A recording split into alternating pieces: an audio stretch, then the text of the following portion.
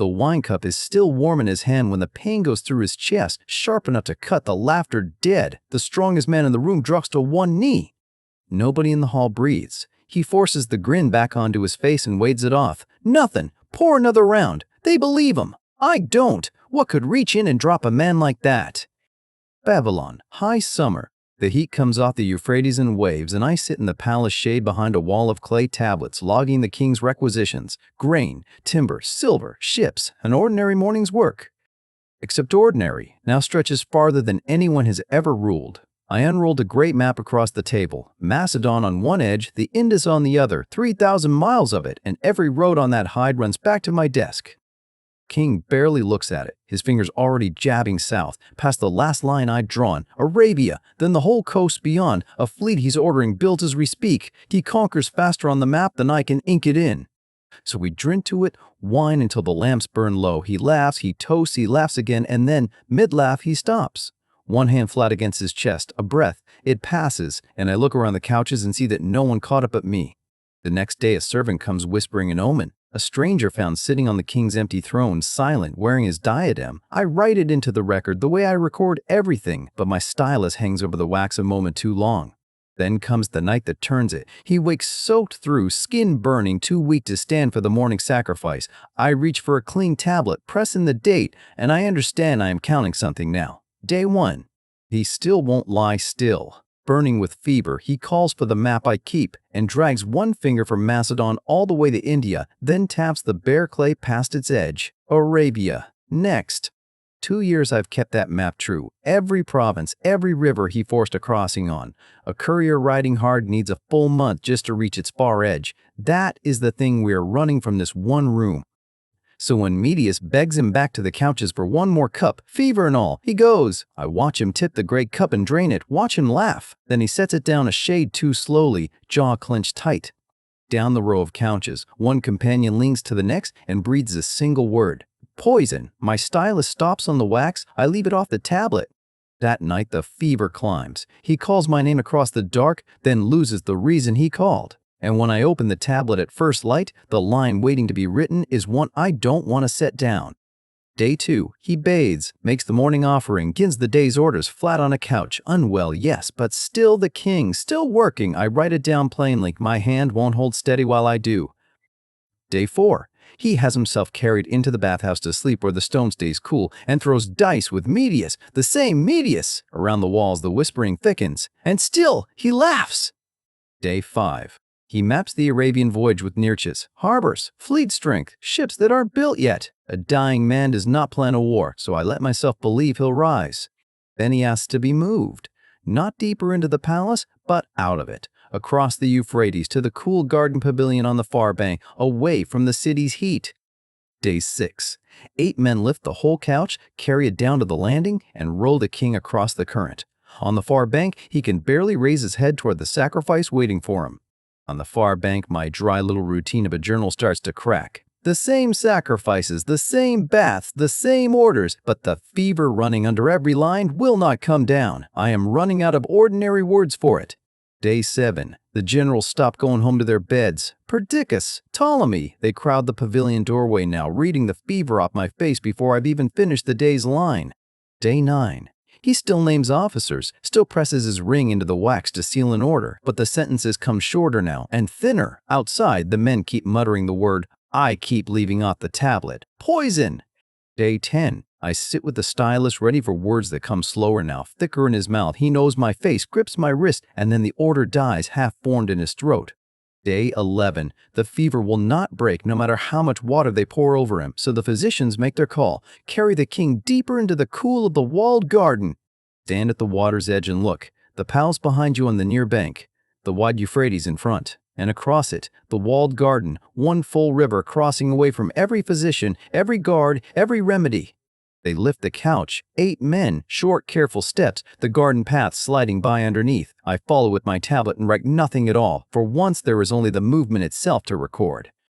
Across the water, for one morning, it seems to work. He calls his officers by name, rolls the dice with Medius, almost finds a smile, and the physicians let themselves hope with me. But by nightfall, the fever climbs back, higher than before, and out beyond the garden wall, the men are still passing that one word tent to tent: poison. Day 12. He can't rise for the ritual bath, so they carry the sacrifice to him instead. The smoke, the priest, the knife, all brought to the bedside of a man who can no longer lift his head. The generals lean in over the bed. His lips move. Perdiccas begged him to say it once more, but no sound comes out. I hold the stylus above the wax and write nothing. Then he does the one thing still inside his power. He works the signet ring off his finger and presses it into Perdiccas's hand, and every general in the room goes very still. I step out of the chamber into a sound I can feel in my chest, the whole camp murmuring at once, thousands of men passing one word from tent to tent, and it is not the name of any fever. The wood is poison. They say Antipater's son tipped it into his cup at the feast, but I recorded that beast myself, and for a full day after it, nothing about him changed at all.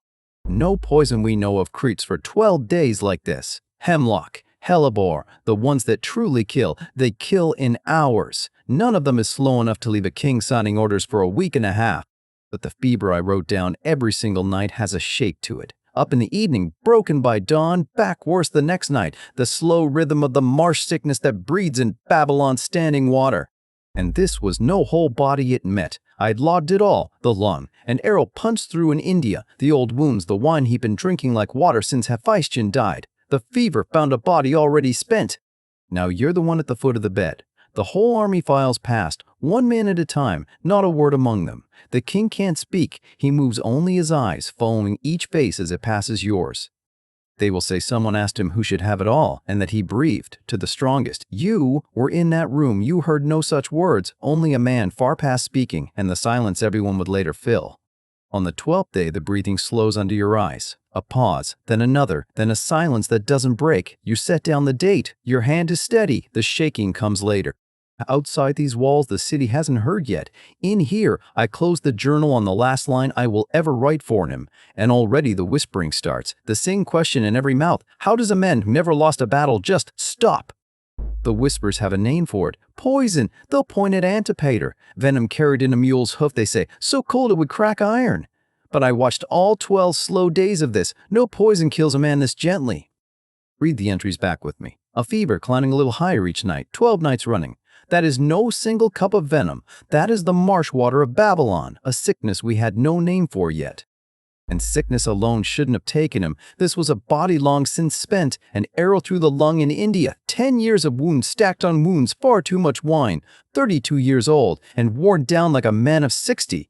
So here is the honest answer. No autopsy, no proof, but a slow fever meeting a wrecked body needs no assassin to explain it. Legend handed him poison because a god isn't allowed to just burn down and go out.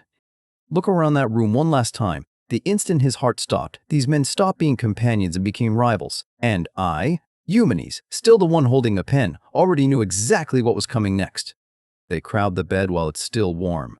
Someone asked the question aloud. Who inherits all of it? He gives his ring to Perdiccas, but no words are spoken. That ring should have settled everything. Instead, it lit a fuse. Within hours, the man beside me was gripping it like the hilt of a knife, and no one left in that room trusted anyone else. Below us, the infantry roared for his simple half-brother. The cavalry dug in for a son not yet born. So they crowned them both, a fool and an unborn child, and called that peace. Then they stopped pretending. Ptolemy seized Egypt, Seleucus took the east, the rest tore off whatever they could hold, and the map he had drawn in blood came quietly apart into kingdoms. And Alexander himself, his body lay unburied for days while they argued over the pieces. When the funeral wagon finally rolled toward home, Ptolemy ambushed it on the road and stole the corpse outright. One by one they wiped out his blood, his mother, his wife, the son he never lived to meet. The strongest never inherited his empire. They carved it up and bled it dry. And me? I kept faith with a ghost longer than any of them managed. It will cost me everything. Hunted across Asia, sold out by my own men, killed for serving a king already dead. He conquered the known world in 10 years. He could not survive 12 days, and everything he built outlived him by barely a single breath.